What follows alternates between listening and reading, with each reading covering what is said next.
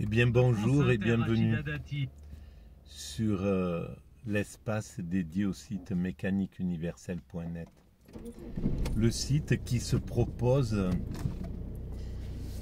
de démontrer que l'humanité dans son ensemble va vers son ultime perfection. L'ultime perfection dont je parle, c'est l'accession au paradis tel qu'on peut l'imaginer.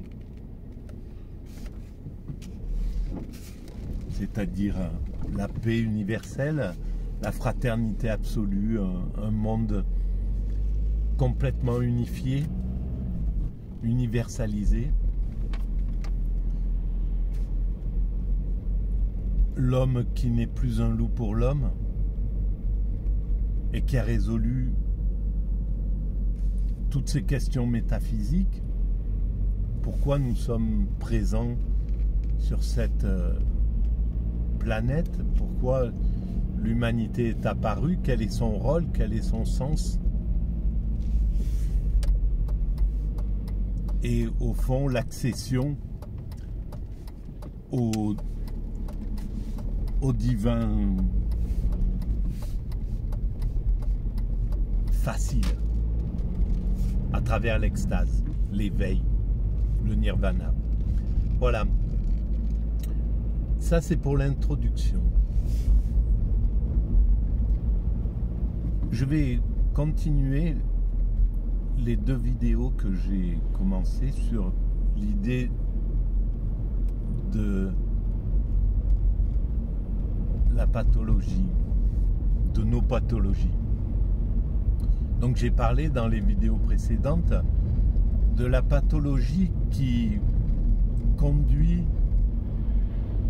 les dominants, si on peut schématiser comme ça. Évidemment, c'est pas aussi schématique que ça, voilà. Mais c'est pour essayer d'expliquer les comportements, mais sans aucune critique en réalité, sans critiquer des comportements dont nous ne sommes pas responsables en réalité. Parce que quelqu'un qui fait preuve de narcissisme, d'affirmation de lui, d'affirmation de soi au détriment d'autrui, ben, il est le résultat de toute une évolution, il est le résultat d'une éducation, il est le résultat peut-être d'un processus génétique, bref. Et puis surtout, il a une vocation dans ce qu'il est. Les comportements qu'on estime bien sont importants, mais pas plus que les comportements qu'on estime mal et qui servent aussi à l'évolution de l'humanité. Bien souvent, c'est après quelque chose qui nous révolte, un mal qui nous révolte, va obliger l'humanité à poser des lois pour se protéger de ce mal. Donc, le mal, c'est ce que je défends sur le site Mécanique Universelle, le site qui explique toute ma théorie. La présence du mal est fondamentale, mais il est aussi fondamental qu'on lutte contre ce mal. C'est assez paradoxal, mais c'est comme ça. Le mal est nécessaire, mais il est nécessaire de le juger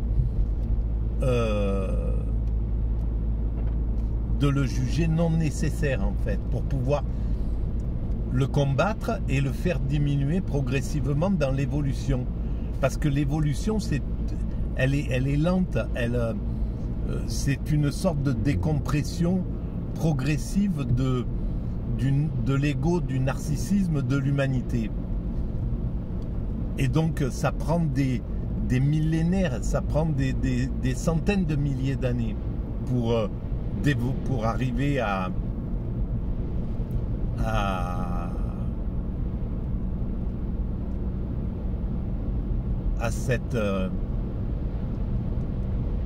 cet état de perfection où notre ego ou nos pathologies ne nous dérangeront pas. Alors pourquoi il y a ces pathologies dans l'humanité? Pourquoi il y a le narcissisme? Pourquoi il y a la psychopathologie, les criminels, voilà, les transgressants, des gens qui sont poussés pour transgresser l'organisation ou les lois que l'humanité a créées. Hein. Ces lois-là, lorsque nous étions primates naturels, on ne les avait pas telles qu'elles sont présentes. Par exemple, les lois qui découlent de Moïse, tu ne tueras pas, tu ne voleras pas, etc., etc. Ces lois basiques, eh bien, lorsque nous étions primates, elles n'existaient pas sous cette forme-là. C'est à partir d'un certain moment où l'humanité se les est imposées. Mais elles existaient sous une forme instinctive. C'est ce que j'essaie de démontrer à travers la mécanique universelle. Ce qui empêche le dominant primate lorsqu'il est en combat contre un prétendant, s'il parvient à le dominer et que le vaincu lui tend son cou, par exemple, ou se met à sa merci, en somme, eh bien, il y a quelque chose qui va empêcher ce dominant de le tuer, de prolonger la souffrance, de lui faire mal, etc. Il y a quelque chose qui l'empêche. Eh bien, cet instinct du bien, en somme, même si ça découle de l'économie d'énergie ou de... peu importe, mais en tout cas, le résultat, c'est que de cet instinct, l'humanité en a fait « tu ne tueras pas, tu ne maltraiteras pas le plus faible, etc. etc. » Voilà. Donc, nos lois découlent des lois déjà présentes dans la nature. Mais la transformation d'un primate naturel en humain accompli engendre tout un tas de pathologies. Parce qu'il y a la compression de nos désirs de nous affirmer aux dépens d'autrui. Chez les primates, lorsque nous étions primates naturels, si un dominant ou quelqu'un d'un peu plus fort dans le groupe primate vise ce que détient un objet qu'a trouvé un des subalternes, il peut aller le prendre de force et se l'accaparer. Voilà, il n'y a pas de loi qui l'interdit en réalité. Ce qui va l'interdire, c'est si ça révolte la troupe, si le subalterne lui donne un coup de dent, ou bon, voilà, ça va s'arrêter là. Et cette capacité, en fait, du dominant à s'affirmer aux dépens du dominé, eh bien, dans l'humanité, on le conteste. On a commencé à le contester très tôt. Dès que dès que les tabous ont été posés, dès que les interdits culturels ont été mis en place, eh bien, on a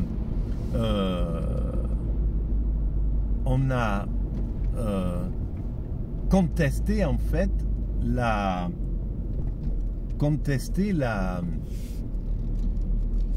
ce sentiment de toute puissance, et ça a généré de la frustration.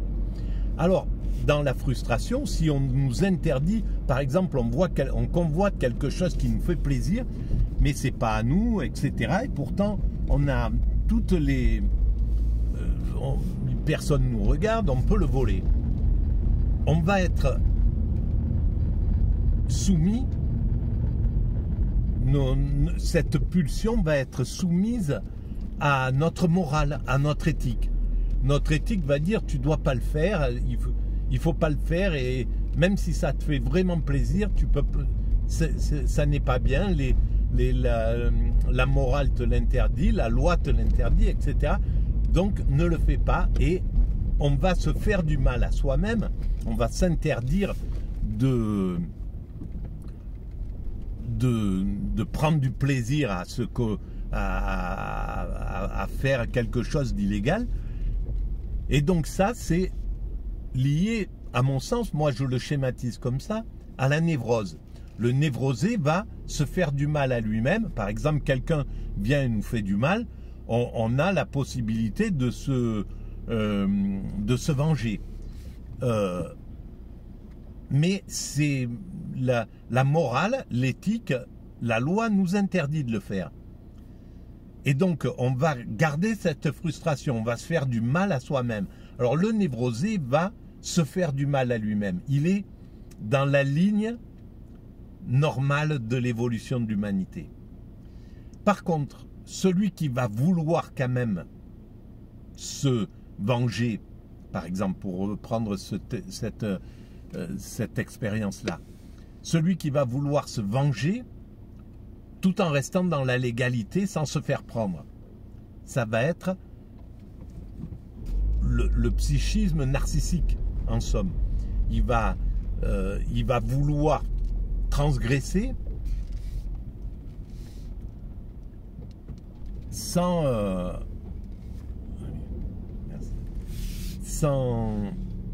allez-y. Il va vouloir transgresser sans se faire prendre. Ça va donner, moi, schématiquement, ce que je vois comme de la perversion narcissique. Il va pouvoir quand même, s'il veut dominer, par exemple, autrui, il va ruser, il va le mettre en servitude indirecte pour pouvoir l'abuser. C'est le pervers narcissique avec sa victime. Et si il s'en fiche des conséquences, là c'est pour celui qui a peur d'être jugé, d'avoir les conséquences d'un acte qu'il sait immoral ou amoral ou injuste, mais qu'il ne peut pas s'empêcher de faire. Et celui qui n'a pas peur des conséquences, il va passer du côté de la psychopathologie. Il va abuser d'autrui, de devenir un criminel, quoi, en réalité. Et voilà. Alors donc ces pathologies qui sont là et qui ont toutes leur sens, parce que elles obligent l'humanité à travailler sur ces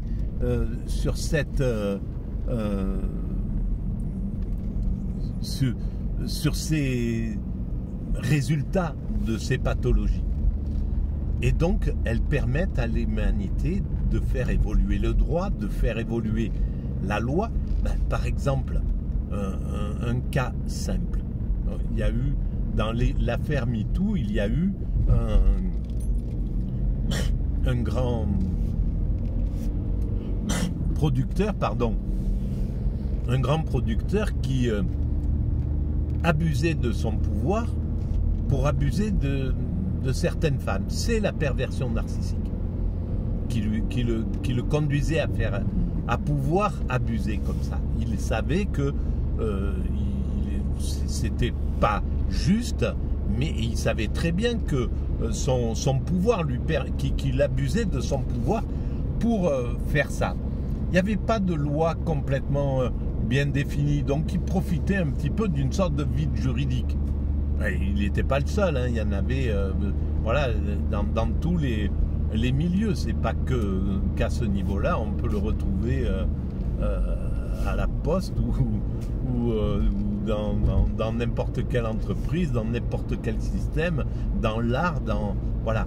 Donc ce genre de choses, c'est lié à la perversion narcissique. Et donc,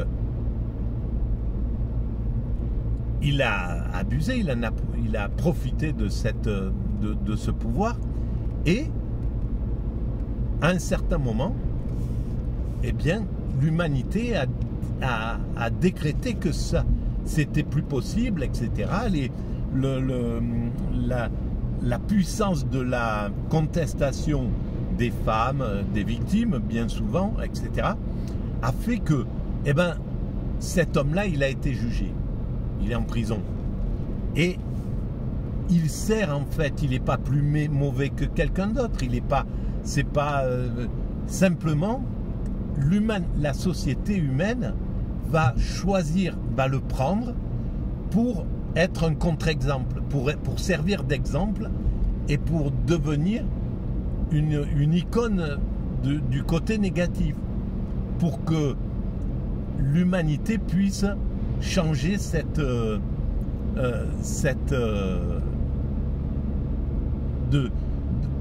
puisse mettre des verrous, des interdits, des lois. Et c'est comme ça que le code pénal maintenant, qui est un pavé comme ça, le code pénal est partout dans tous les pays, les interdits, la densité des interdits qu'on a créés, ben, tous découlent de la lutte entre un transgressant qui a réussi à trouver une brèche dans la loi pour pouvoir abuser de ses congénères sans risque, et la société qui le découvre, qui voit ça et qui va mettre une nouvelle loi. Et c'est comme ça que les lois s'empilent les unes derrière les autres et progressivement compriment la capacité humaine à s'affirmer aux dépens d'autrui, à faire du mal à autrui. Voilà, sauf que c'est lent, c'est long, et donc nos pathologies découlent de cela. Voilà, de cette aptitude à se frustrer ou à trouver des moyens, ou à ne pas se frustrer et donc devoir être frustré par la prison. Quelqu'un qui va devenir un criminel parce qu'il veut abuser d'une femme, par exemple, à travers le viol, eh bien, il va devoir passer par la souffrance de la prison, par la contrainte, etc., pour essayer de réaliser ce qui se passe. En fait, c'est pour le rendre humain en réalité, pour le ramener dans les valeurs humaines. Et donc, l'enfermement, la prison, les sanctions devraient être basées sur la réhabilitation, sur le soin, sur le fait que quelqu'un sorti qui a transgressé, on lui donne tous les moyens de sortir de cette transgression et de ne plus être un danger pour l'ensemble de ses congénères. C'est ça la base. Et là, on voit bien qu'on est dans un système torturant. On est dans un système qui va se venger, qui va être... c'est un système archaïque qui va faire souffrir. Alors c'est de moins en moins, mais le but c'est de faire souffrir, de contraindre, pas de réfléchir. Notre niveau de conscience n'a pas encore atteint le degré de pouvoir tout miser sur le soin, sur le prévenir avant que guérir, etc. Voilà, je vais arrêter là pour cette vidéo, elle est assez longue, et je vous remercie de votre écoute, je vous remercie de votre présence, et je vous dis à très bientôt. Si vous pensez que ces vidéos, cette vision atypique a un peu d'intérêt universel, ben vous pouvez mettre des pouces, vous pouvez vous abonner, vous pouvez envoyer le lien à vos amis, vous pouvez laisser des commentaires, tout ça enrichit en fait la visibilité de l'espace, si vous jugez nécessaire. Voilà. En tout cas, je pense qu'il y a beaucoup de choses qui sont en train de se passer et donc qui vont peut-être éclairer un peu mieux tout ce travail. Voilà, je vous remercie en tout cas et merci de votre présence.